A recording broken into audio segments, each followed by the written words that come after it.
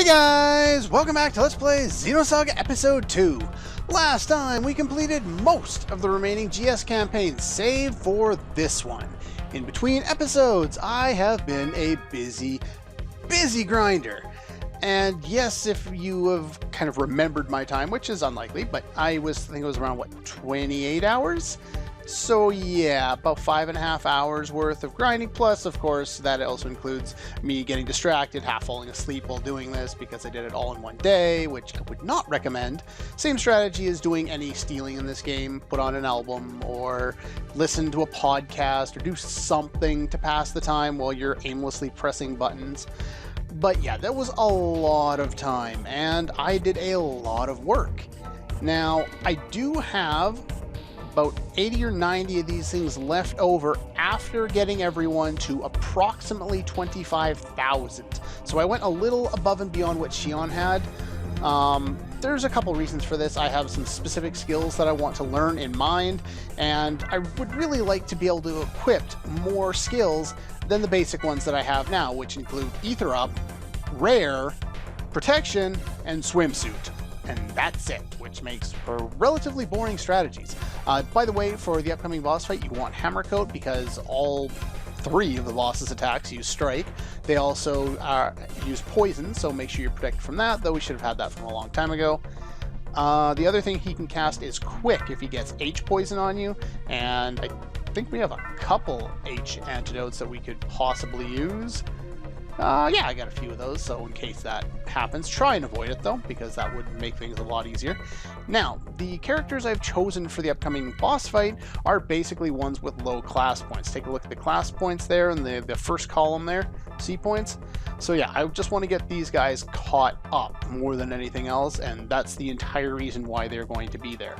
I will be balancing out the remaining skill points afterward, and then I will be making use of them because we need to go over all the new skills that have been unlocked, and there are a lot of them, some of them better than others. Some of them I would like to get very, very soon. But I figure might as well do one more boss fight before we get ourselves nice and overpowered. Anyway, with that being said, this again is old Miltia through the UMN. As far as everything else, just basically pick a party, preferably bring somebody who can deal aura damage because he's weakest to aura, so you could bring Chaos to this fight if he happens to be lower level, but make sure you bring some people that aren't locked into other elements. This will be the final time I run into this guy. I probably gave them, I'd say about, I probably stole, geez, what was it, close to 180 or so of the skill upgrades from this guy over the past day there, and did a whole bunch of adding them to all my characters. But anyway, this guy is rather annoying. He is 250% weak to aura, 150% to fire and beam. And I forgot to mute my phone. And let's see what else here. And yeah, he uses hit and poison. His break zone is BBC. So pretty much everyone's going to just guard for the first little bit. We're going to set him up and he's going to fall down. Do note that the other skills that I learned last time, as soon as he hits poison on you, get rid of it, because pretty much all of attacks do poison. So if you don't want H poison on you, just get rid of it as fast as you can. If KOS-MOS is the one who happens to get it, I would just guard with her and use somebody else to remove it, since the other two are way faster than she is. Yeah, you can already see Momo's already gotten there. So let's just keep everybody healed up before we start a nice long chain where I will annihilate this guy very, very quickly. There's not a whole lot of strategy involved in this fight other than use Aura Sword. He's 250% weak to it. Everyone needs to have that on there ASAP. Alright, and we'll get you set up. Do note that, and I did mention this last time, to take off those other skills that I put on, Attacker, Defender, Ether Spear. I gotta get rid of that. Actually, I'm going to have her do it because she has a higher chance of doing it. Alright. Basically, like, as I've been reading through the online guides, most of them recommend you have skills that you normally wouldn't have at most points in the game beyond this point, because everyone pretty much expects you to steal some of them so you can actually get some useful skills. Please don't hit poison. Thank you. Alright.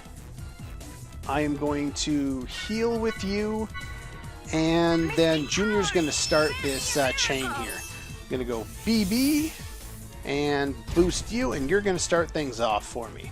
I should have Ore Sword. Okay, so we want to go BB. He's got 17,000 HP.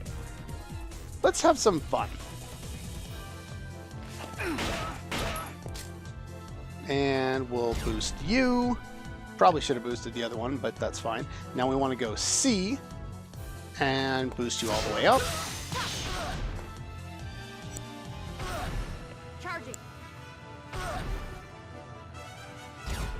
Alright, let's see how much damage Momo can do.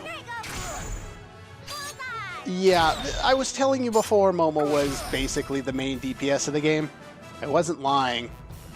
Alright, so what I'm going to do here is I'm going to boost the other two, and hopefully... I probably shouldn't have done that. I'll redo this fight, because I want to get the extra points from them, but yeah, that's pretty much how easy the fight is.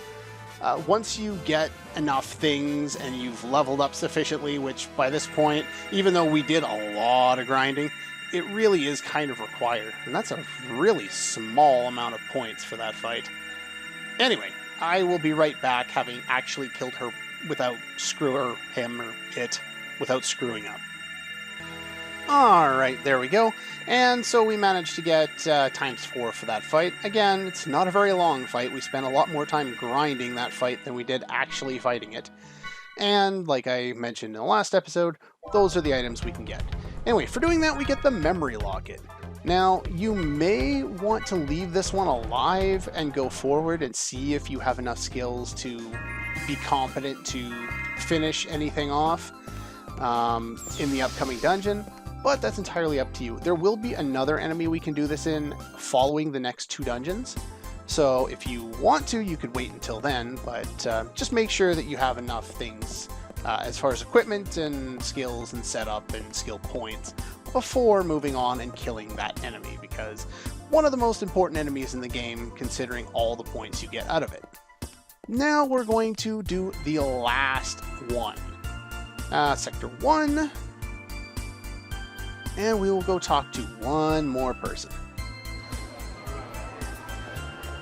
Go. And that person is in the dance studio. This is Quest 14, the final one we're doing in this whole setup. I'll go and show things off. I don't think it was you, was it? No, it wasn't you. It's the other one upstairs. So let's go talk to you real quick, and then I will warp back to the Elsa with the magic of editing. And then we can go over some of the new skills, which ones I happen to get, and then we can finally move on.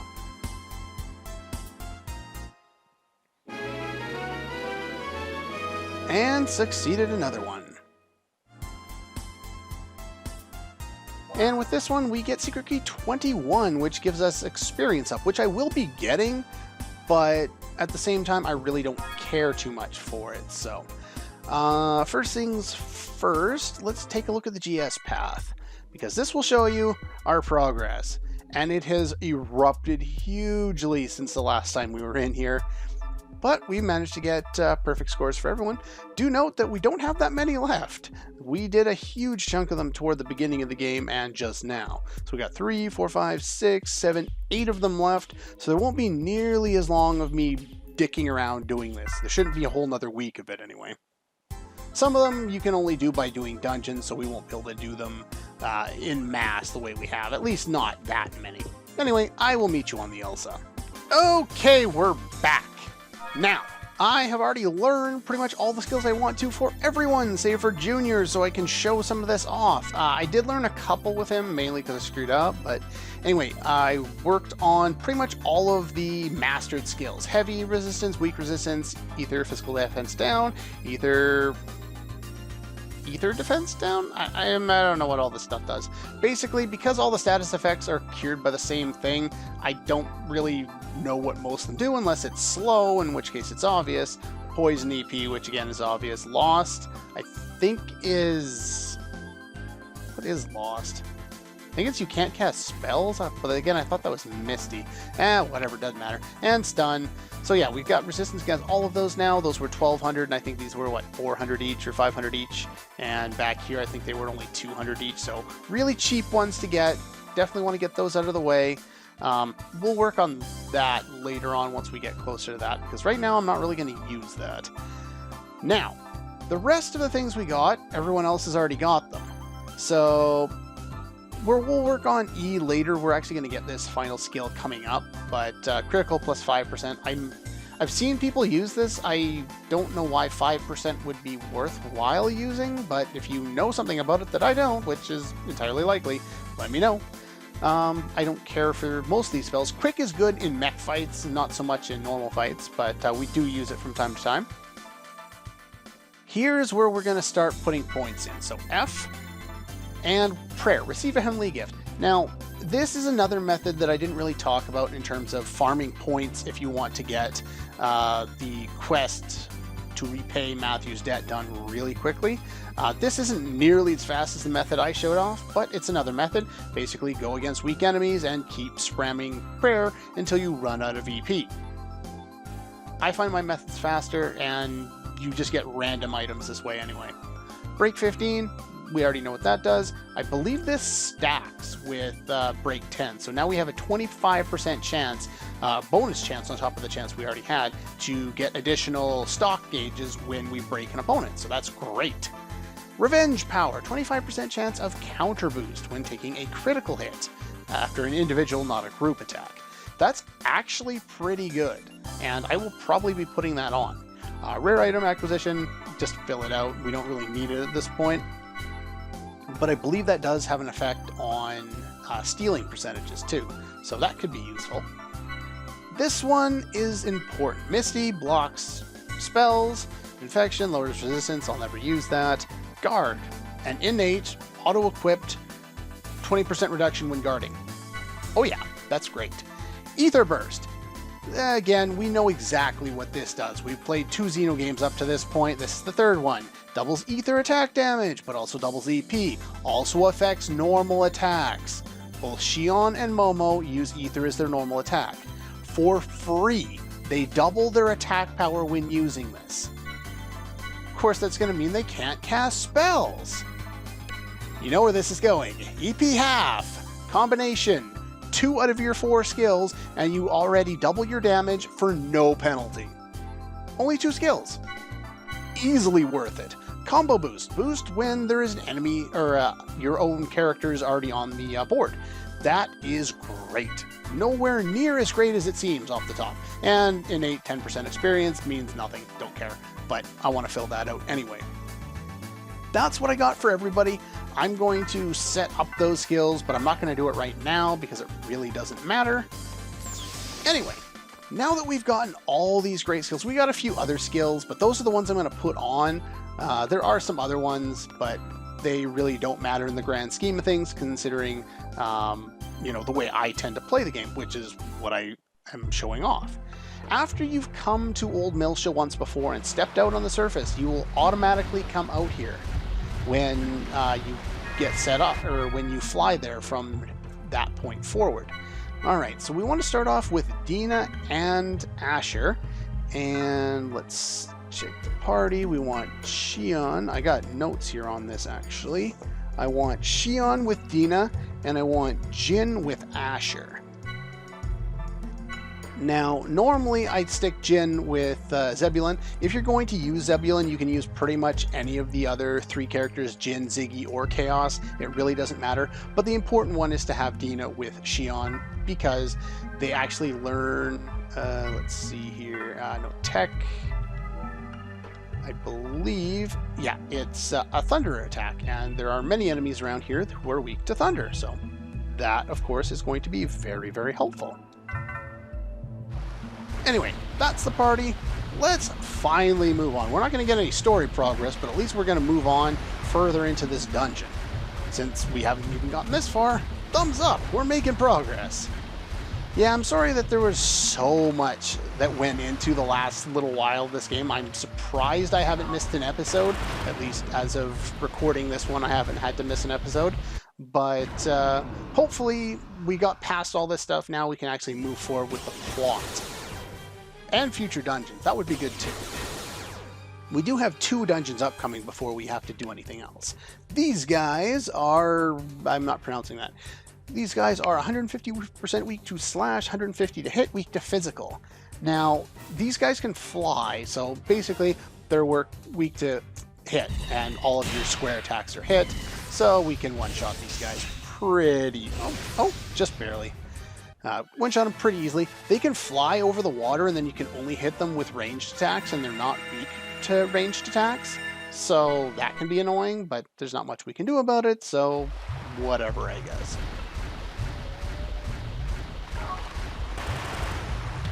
There we go. Sometimes I'm not sure why they put those little things there. It's like, here's a thing that you have to hit in order to proceed. It requires no extra thought, just tapping a button. Why is it there? But I guess if it wasn't there, you wouldn't be doing anything. You'd just be walking. And what's the point of just walking? This is what I meant in the last episode about them being over top of the water. Notice the one at the top of the screen is over top of the water. You can't hit it with square. So you can either wait for it to come down, or you could not wait for it to come down and hit it with ranged attacks, either special or your triangle attacks. I'm just going to annihilate this guy because that's going to be easy. Or it's not going to be easy. That works too. Actually going to have you stop. And there's the status effect that's annoying. I haven't actually equipped these guys properly to be traversing here. It really isn't all that important, and there's not much further I'll get in this episode. So anyway, let's finish off him. The new enemy there is, let's see here. Where is my list? Anyway, let's see. You have that. You can use long, and this should be able to hit you, and that strikes, so that should do more damage, so that's enough to kill you. So that's pretty much the way I deal with them. And these guys, one sec. Either my notes are disorganized or my brain is disorganized. Either way, I couldn't find what was right in front of my face. So the Leviat Officer, or the Leviat, they're both pretty much the same. They're 150% weak to beam, 200% to thunder, 125 to fire. They absorb ice, and we take reduced damage from pierce. And they're both weak to... Actually, no. Oh yeah, they're both weak to ether? No, only the weaker one. This one is weak to ether. Basically, there's another one that's basically the same thing. So considering they're weak against thunder, that's why I paired the other two together. These guys have aura and slash, which are strong against some of the other enemies in here. But for now, we're just going to use our normal attacks. We might as well. Actually, I probably should have used... Oh, no. No, don't use Pierce with them. My brain is really not working today. You should use your beam attacks, because he's weak to beam. And, or I could do the same thing. That's probably not recommended. So you should use a square attack. The other one should use a beam attack. There we go. Normal enemies being more difficult than boss fights. Yay! And again, some of the enemies around here do drop things. The Leviat drops a G weak guard with a 10% probability, so if you have Zebulon, you can steal it. I don't really have any interest in that, just protect you against weak by 25%. Let's see, the Leviat Officer drops an EFB Circuit B, which I think is some physical defense or some ether defense, one or the other. There's things we can blow up around here, but if you head back here, there's a place we can get off our ESs, and you can see what's there. So let's get that. Segment address 10. Well, we can't do anything with that for now. But that's pretty much all the time I have for today. Sorry there wasn't much progress. Tomorrow we should have plenty of progress. Anyway, that's all for this one, and I'll see you guys next time.